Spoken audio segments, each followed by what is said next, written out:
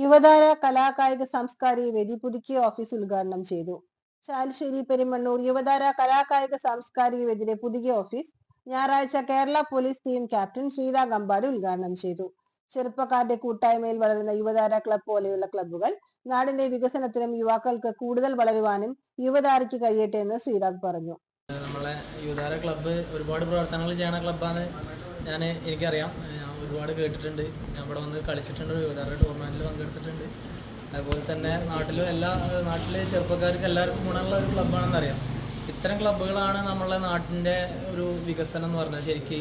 കാരണം നമ്മൾ ഇത്തരം ക്ലബ്ബുകളിലൂടെ നമ്മൾ ഭാവി വരുന്ന തലമുറകൾക്ക് നല്ല പ്രവർത്തനങ്ങൾ നടത്തുമ്പോഴാണ് നമ്മളെ നാട് വികസിക്കുള്ളൂ, അല്ലെങ്കിൽ വരുന്ന തലമുറ പ്രോപ്പറായിട്ട് വളരുള്ളൂ. അപ്പോൾ ഇനിയും ഒരുപാട് പ്രവർത്തനങ്ങൾ വരുന്ന തലമുറയ്ക്ക് വേണ്ടിയിട്ട് ചെയ്യാനും യുവതാര ക്ലബിന് സാധിക്കട്ടെ എന്ന് ആശംസിക്കുന്നു. എല്ലാവിധ ആശംസകളും നേരുന്നു. ക്ലബ് സെക്രട്ടറി റാഫി അധ്യക്ഷനായി. വാർഡ് മെമ്പർ സരിത വിജയൻ മുഖ്യാതിഥിയായി. പോലീസ് ഉദ്യോഗസ്ഥൻ ഉദയൻ പെരുമണ്ണൂർ ലഹരി വിരുദ്ധ ബോധവൽക്കരണ ക്ലാസ് നടത്തി. ക്ലബ് രക്ഷാധികാരികളായ വേണു കുറുപ്പത്ത്, ബാലൻ പെരുമണ്ണൂർ, പ്രദീപ്, വിവേക്, ഉണ്ണി കല്ലടി, വിനീത് എന്നിവർ സംസാരിച്ചു.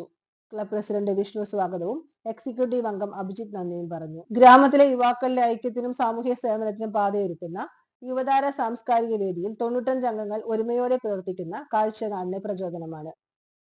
2011 ആരംഭിച്ച ക്ലബ്ബ് ഗ്രാമത്തിലെ കായിക വളർച്ചയ്ക്കും സാമൂഹ്യ പുരോഗതിക്കും കരുത്തേകുന്ന സാന്നിധ്യമായി മാറിയിരിക്കുകയാണ്. ഗ്രാമത്തിലെ യുവാക്കളുടെ കായിക പ്രതിഭകളെ കണ്ടെത്തിയും പ്രോത്സാഹിപ്പിച്ച് മുന്നേറുന്ന ഈ കൂട്ടായ്മ പ്രദേശത്ത് വർഷം തോറും സംഘടിപ്പിക്കുന്ന ഓണം, ക്രിസ്മസ് ആഘോഷങ്ങൾ നാടിന്റെ സാമൂഹ്യ ബന്ധം ഉറപ്പിക്കുന്നതാണ്.